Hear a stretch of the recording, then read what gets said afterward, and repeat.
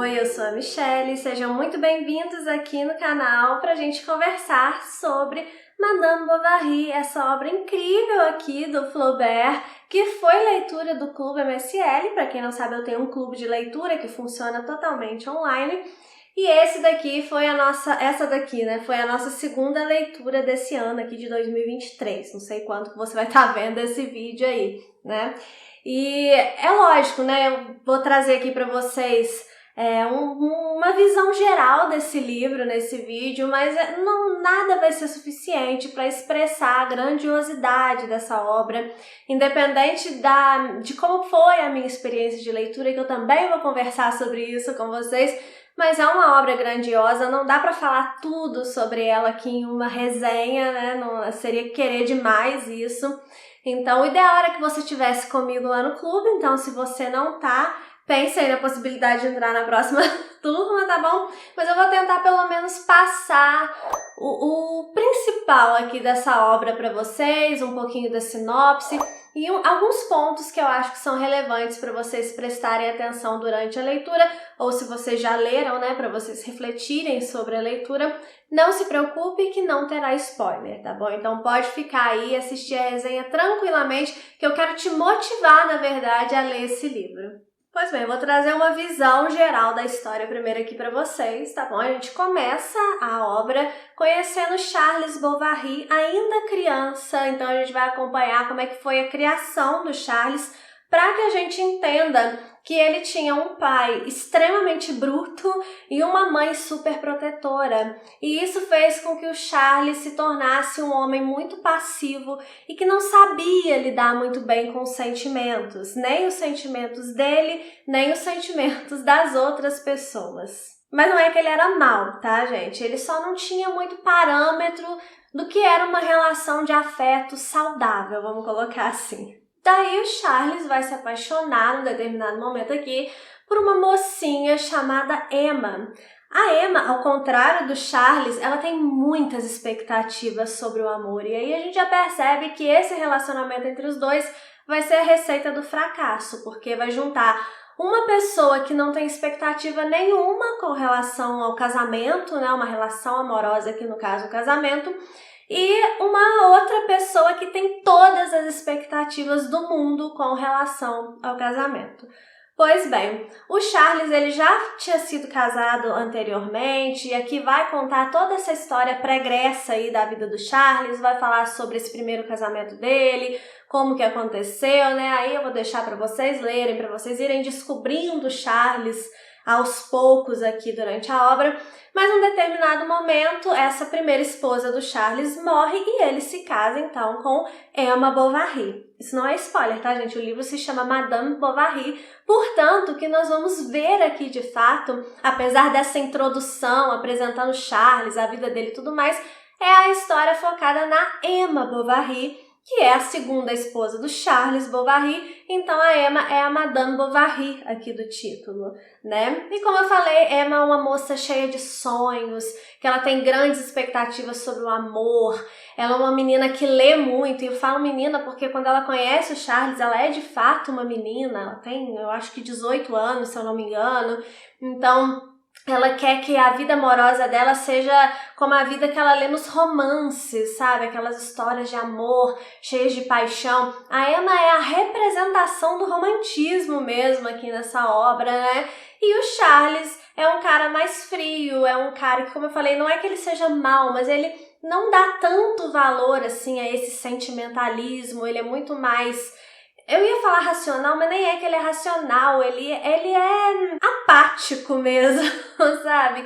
Então, a gente vai acompanhar, né, o andar aí desse casamento entre a Emma e o Charles, e a Emma se decepcionando cada vez mais, e por causa dessas decepções, ela vai começar a tomar decisões bastante erradas. E vocês sabem que isso daqui é uma história de adultério, então sim, Emma vai começar a trair o Charles e aí a gente vai acompanhar aqui as consequências dessas decisões erradas. As decisões erradas da Emma não são só com relação ao adultério, não é só porque ela trai o Charles, ela toma outras decisões erradas também.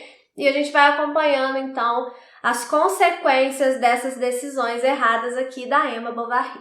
Eu quero ressaltar 2 pontos aqui sobre essa narrativa para vocês. O primeiro é sobre ser uma obra muito descritiva. Muita gente fala que Madame Bovary é uma obra muito descritiva, e é, de fato, até para mim. Eu gosto bastante de narrativas descritivas, mas às vezes Madame Bovary parece demais.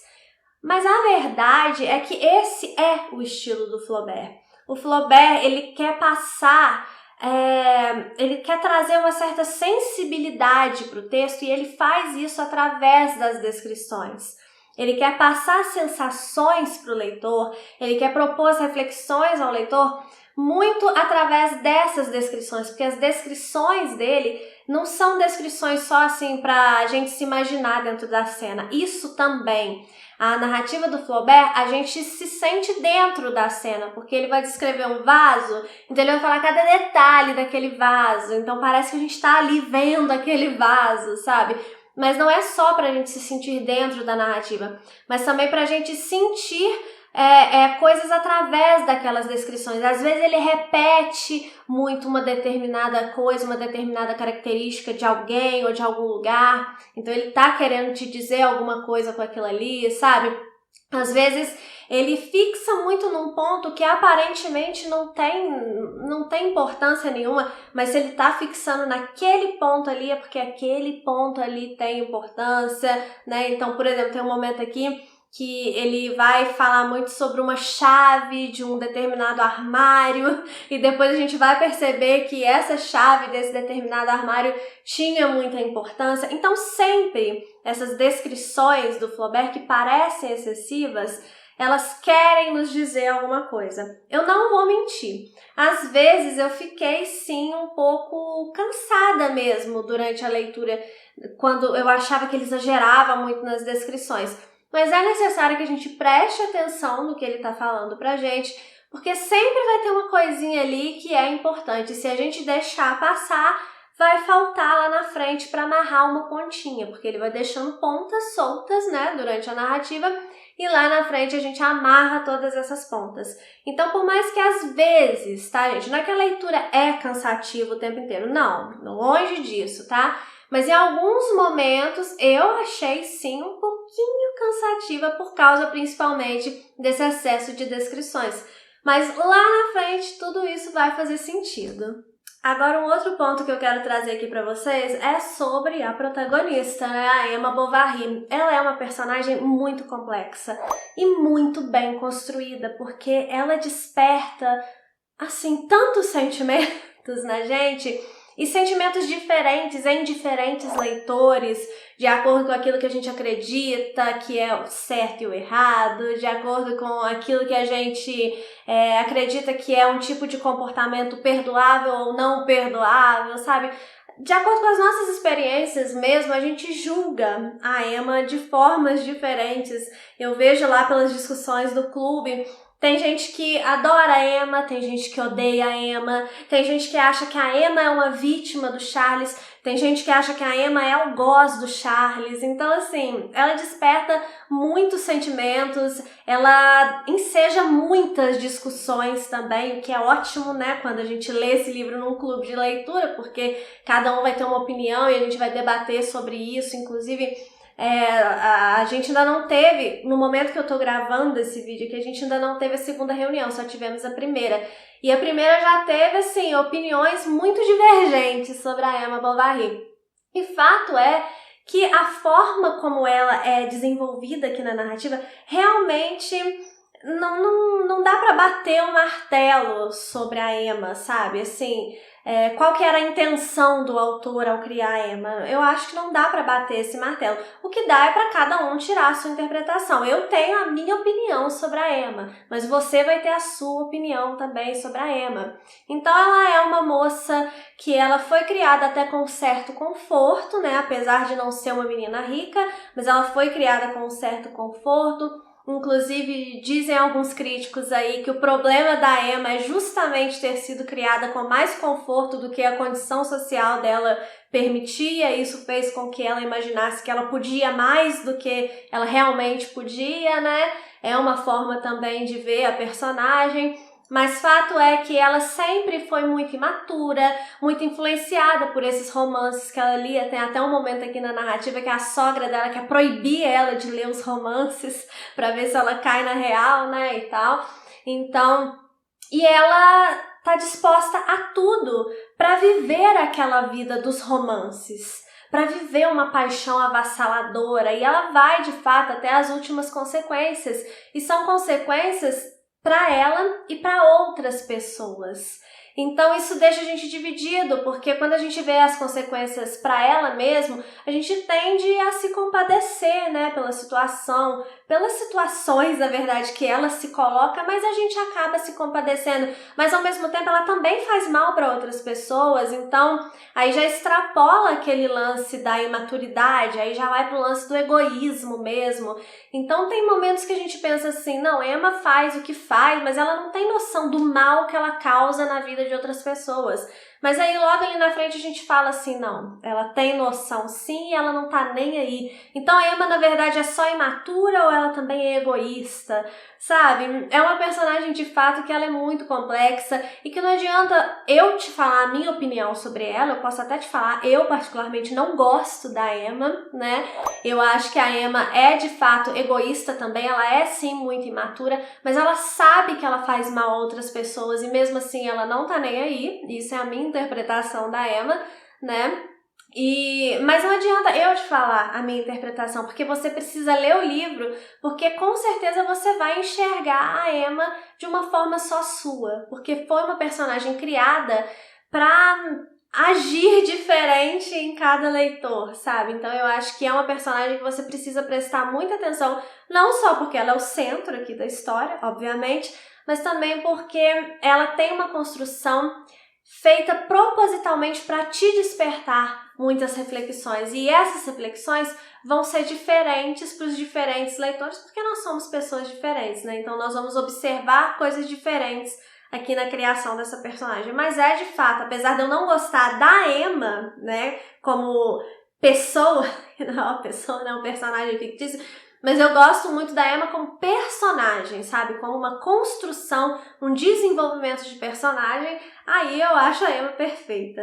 E Madame Bovary não apenas causa essa confusão de sentimentos no leitor, mas também causou uma grande confusão na vida do próprio Flaubert. Porque quando esse livro foi publicado, ele foi publicado primeiro em formato de folhetim, em 1856. E o Flaubert, o editor da revista e a revista foram processados na época da publicação desse livro, porque o promotor, né, do caso dizia que Madame Bovary atentava à moral e à religião, né? Então, a justificativa do processo, em linhas gerais, tá, gente? Essa minha edição até tem aqui o processo no final do livro, é muito interessante. Se você tem essa edição, leia o processo aqui no final, que é bem interessante. Mas resumindo, tá? O promotor vai falar que Madame Bovary normaliza o adultério, sendo uma péssima influência para as mocinhas aí, né? Para as moças casadoras da época. Então não deveria ser lido, deveria ser boicotado até por causa disso. E também vai falar que Madame Bovary faz uma certa glamourização a um outro assunto que é trazido no final da narrativa, mas eu não vou falar porque poderia ser spoiler aqui para algumas pessoas. Então, se você já leu, você sabe o final do livro, então você sabe do que eu tô falando, né? E o promotor fala que ele traz essa glamourização aí a esse assunto também. Outro ponto que é tratado no processo contra o Flaubert, o editor e a revista, né, é que essa questão do atentado à religião, é que em alguns momentos aqui a Emma se mostra uma religiosa muito fervorosa, e normalmente são momentos que essa religião vem para tomar o lugar da volúpia da Emma. Então o promotor disse que o Flaubert ele liga a religião a questões sexuais e que isso era um atentado contra a religião também. Enfim, vocês têm que ler o processo, é muito interessante mesmo se vocês tiverem acesso aqui a essa edição aqui. Essa edição aqui é da Nova Alexandria, tá? Eu até tenho a edição da Penguin também, mas eu fiz a maior parte da leitura nessa daqui, gostei muito da tradução indico, tá? A da Penguin também é legal, mas eu gostei muito dessa daqui. E aí, enfim, né? No final das contas, o Flaubert, o editor e a revista foram absolvidos. Aqui a sentença fala, tem a sentença também aqui, a sentença vai falar que isso daqui é só uma ficção, né? A Emma Bovary é só uma personagem de ficção, né? E aí vai absolver, então, o Flaubert disso, mas deu uma dor de cabeça para ele. Em compensação, apesar, né, dessa dor de cabeça, acabou que o romance ficou muito mais conhecido, porque ele ficou conhecido na época que foi publicado, né? Muitas pessoas leram, mas ele não foi assim aquele estrondo e tal. Depois desse processo, no julgamento lá do Flaubert, foram muitas pessoas lá assistir o julgamento, e aí sim o romance ficou conhecido, e aí ele foi muito mais lido, ou seja, né, o tiro saiu pela culatra, porque o promotor queria praticamente censurar o romance, e o que aconteceu foi que ele deu mais publicidade ainda a Madame Bovary. Gente, eu poderia falar muita coisa ainda aqui sobre Madame Bovary, que eu acho que vocês deveriam prestar atenção. A construção de tempo aqui, por exemplo, é uma construção muito rebuscada, que vocês têm que prestar atenção como é feito. A questão do narrador também, tem uma troca muito discreta de narrador no início da narrativa, e é interessante também que vocês prestem atenção nisso. As inspirações também para o Flaubert escrever essa obra, ele se inspirou em alguns casos da vida real mesmo, são muito interessantes. Eu queria ter espaço para trazer tudo isso aqui, mas como eu falei no início, não dá numa resenha para trazer tudo sobre o livro, né? Se você é aluno do clube, você já viu lá no clube. Inclusive essa resenha aqui já foi ao ar antecipadamente lá no clube, né? Mas enfim, leiam Madame Bovary com muito cuidado, a minha recomendação é essa, com muito carinho. A minha experiência de leitura, como eu já falei também, foi uma experiência que em alguns momentos eu senti que a leitura ficou sim um pouco arrastada, mas esse aqui é o tipo de livro que você precisa ler ele todo para você chegar numa conclusão. Não adianta você ir tentando tirar uma conclusão antes do fim, sabe? Você precisa ler tudo e aí quando você finaliza Madame Bovary, você fala assim, então era isso, sabe? E aí você compreende a genialidade da obra, você compreende a totalidade mesmo da obra. Então eu digo que você leia Madame Bovary, tenha paciência para superar as partes que podem ser um pouco mais arrastadas aí para você, talvez, né, como foram para mim, mas também tem coisas muito legais aqui e no final das contas você vai olhar para esse livro e vai falar assim, olha, livrão, tá, gente? Leia aí. Tire as suas próprias conclusões sobre a polêmica Emma Bovary. Se você já leu, me conta aqui o que é que você acha da Emma, se você gosta, se você não gosta, se você acha que ela é vítima, se você acha que ela é a vilã da história, tá bom? Me conta aí a sua opinião. Um beijo e até o próximo vídeo.